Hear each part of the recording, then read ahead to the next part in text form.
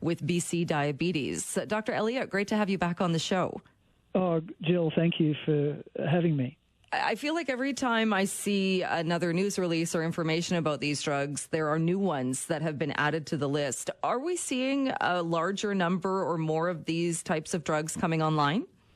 Yes, exactly. There's Mounjaro, which came last year, and another one called Zepbound, which is actually the same drug, just for obesity, not for diabetes. And we expect more drugs next year and the year after. So with the province saying that they are going to limit the sales of two of them, and I think the common names, one you just mentioned, Mounjaro and Trulicity, saying they're doing that to preserve the supply for people with diabetes who need it. Is there a need to limit those drugs given the other ones that are all coming online? Well, I think the minister did it out of an abundance of caution. I think it's actually very unlikely there will be a shortage. When the shortage occurred last, it was, I think, the fall of 2023, and it really was a big deal. I believe the manufacturers have just stepped up their production. So, no, I think you're right. I don't think there is going to be a shortage this time. And so as it stands now, people that are using these types of drugs to manage diabetes, they're able to get the drugs, their prescriptions filled. We're not seeing an issue with that right now? That's correct. I contacted the rep for Eli Lilly, who makes Trulicity and Mounjaro, and she confirmed that there's no shortage in BC or across Canada. What are you seeing as far as people wanting to access these drugs, whether you are dealing with diabetes or you want the drugs specifically for weight management? There's an increased demand, Jill. These drugs are extremely effective. They're safe.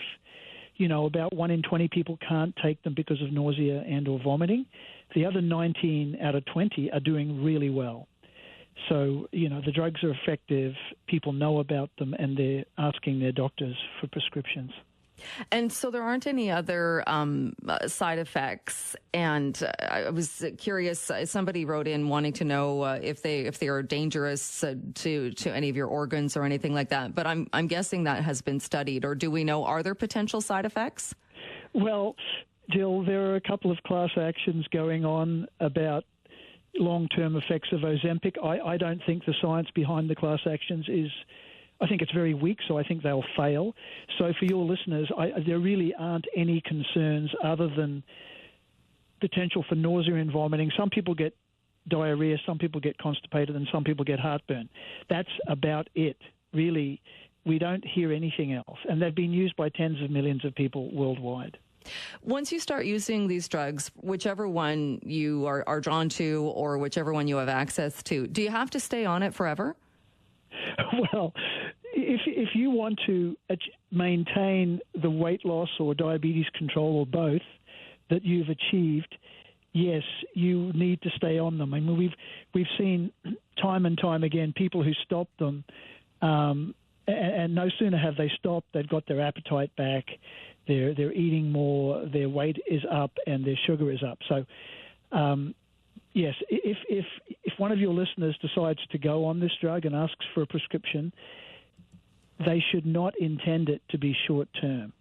I mean, short-term does work, if you want to get into some little dress or, some suit that fit you 5 years ago, it will work. But the weight will come back on when you stop. I had read as well, too, that, yes, it's getting all of the attention because of the weight loss that is associated. And like you said, for most people, it is very effective in that.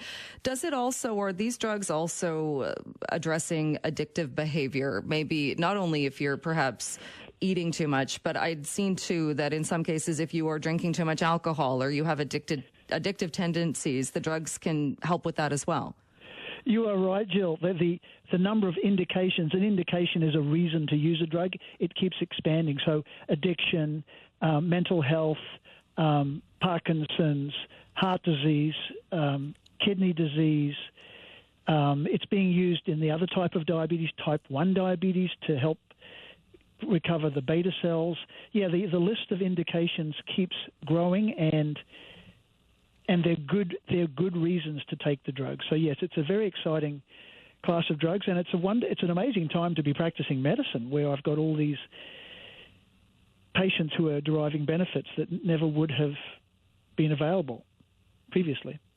So do you see this continuing at this pace? Do you think we'll continue to see more and more or different types, or I suppose same types of drugs, but different names and different options out there? Yes, yeah, absolutely. My clinic also does research and clinical trials, and we have been approached by a Chinese company to look at a drug that will be competing with Mounjaro and Ozempic. So we know these drugs are coming. All right. Well, Dr. Elliott, thank you for joining us and for talking more about this again with the government limiting sales. But it sounds like there is no shortage, which is good news. Thank you for your time and for joining us today. Always a pleasure, Jill. Thank you. That